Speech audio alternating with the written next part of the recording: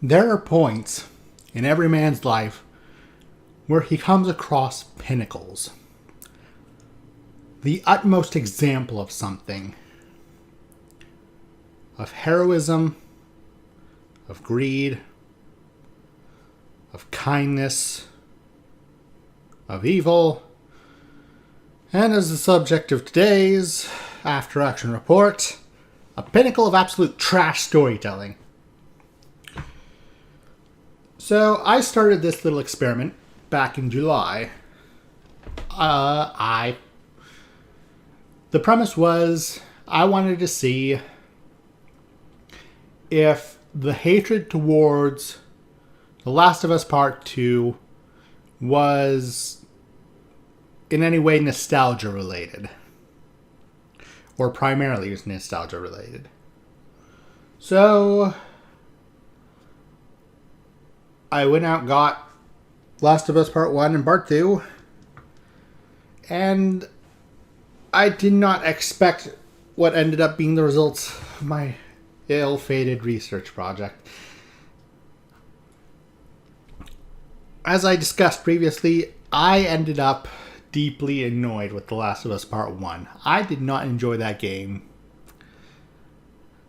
But the thing is, despite having mechanics that were clunky and felt... how to say this? It felt bad. It felt bad playing The Last of Us Part 1 because it felt like every step of the way, for the sake of realism, the gameplay was just clunkier at every turn, and then of course quick time events, but that's another rant for another time. The story was every zombie apocalypse you ever done seen. And 95% of the characters were just either bland or a stereotype I really wish would die already. But there was one redeeming quality. Ellie and Joel's relationship. And I give 100% credit to their voice actors. They sold the parts. They did good. Ellie and Joel's voice actors did a real good job. But therein also maybe lies the problem. You care about Ellie and Joel's relationship. I know there are people who are like, oh, Joel did the evil thing at the end of the first game. Evil, he is evil, bad man now. But just like Tommy said at the beginning of Part 2, if my kid were strapped to an operation table, they were about to kill him, I don't think I would have done any different. You bet your bottom dollar I'd fight to protect my kid. And like I ranted on previously, it's not like they asked Ellie what she thought about all this. They just put her under and were gonna kill her in her sleep. So in my mind, Joel is flawed, but understandable, relatable. I still like Joel. He's no saint, but he's no monster neither. And I think that fact plants the seeds for The Last of Us 2's downfall. In part. Because while The Last of Us 2 mechanically carries over a lot of the flaws of the first game,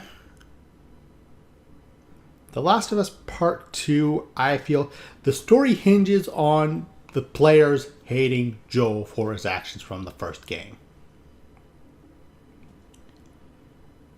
They hinge on us not hating Abby to the extent that I personally ended up hating her. You see,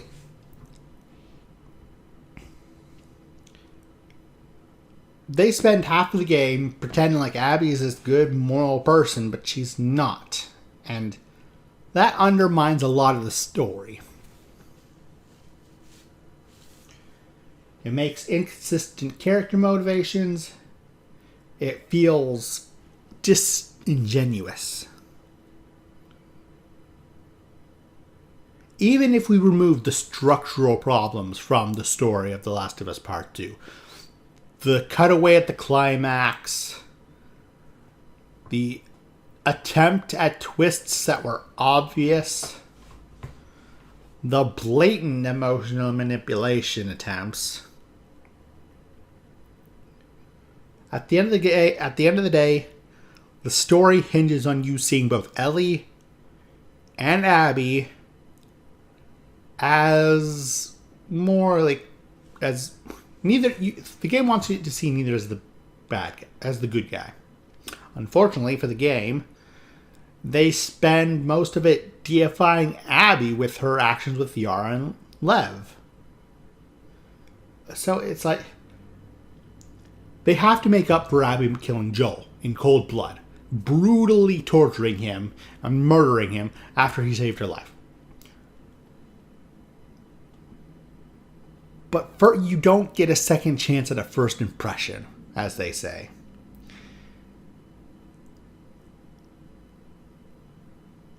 And it's compounded by the fact that at the beginning of Abby's segment, she revels in the suffering of the scars in the wolf base. It's tonally a mess. The game also relies pretty heavily on you. The game relies on you feeling bad for taking revenge for Jill. But I never did. Because Ellie, every time Ellie killed one of Abby's crew, it was the guy who had the knife on Dina. It was the girl in the hospital who actively antagonized her and reveled in Joel's death. And Mel and Owen attacked her while she had a gun at them. It's like, if you had just cooperated, I don't know if Ellie would have let them live necessarily. But once they pounced on her, she was fighting for her life. So the only morally questionable thing Ellie does, in my mind, is when she's beating the hospital girl to get information out of her. So,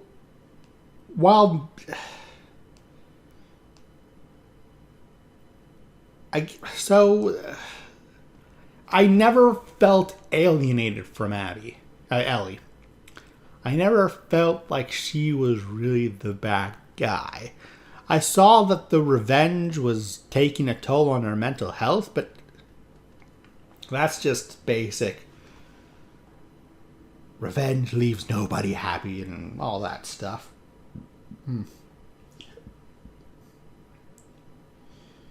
And if I read events right at the end of the game, it seems like no one suffers any lasting consequences except for the people Ellie killed, and I'm fine with that. Well, Joel did, but because yeah, Abby and Lev boat off into the unknown. Ellie comes home, and if I'm reading it right, she gets right back with Dina. Maybe they have a fight, maybe not, but... And that's something else that really annoys me about that ending scene.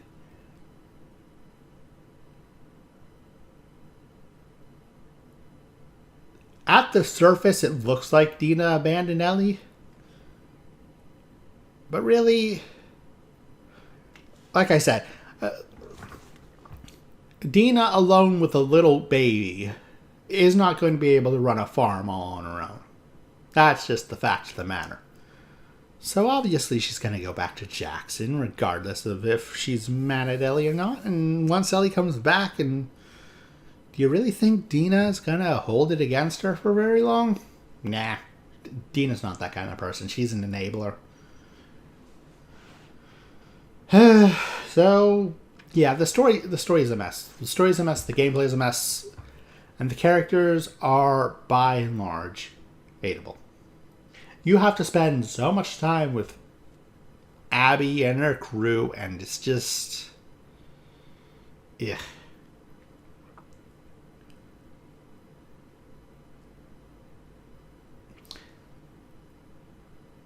So...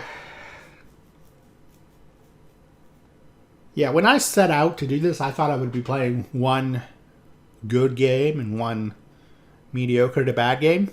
Instead, I played one mediocre to bad game and one that has officially claimed the spot of worst game I've ever played. Not for visuals, not for bugginess or none of that. It's because the story is just... you all know I'm a writer myself. And seeing someone botch a story this completely just annoys me. The Last of Us Part 2 was just... I hate it. It is the worst game I've ever played. I don't regret playing The Last of Us 1, if only for Joel and Ellie, but I absolutely regret playing The Last of Us Part 2. And I think I've rambled on enough.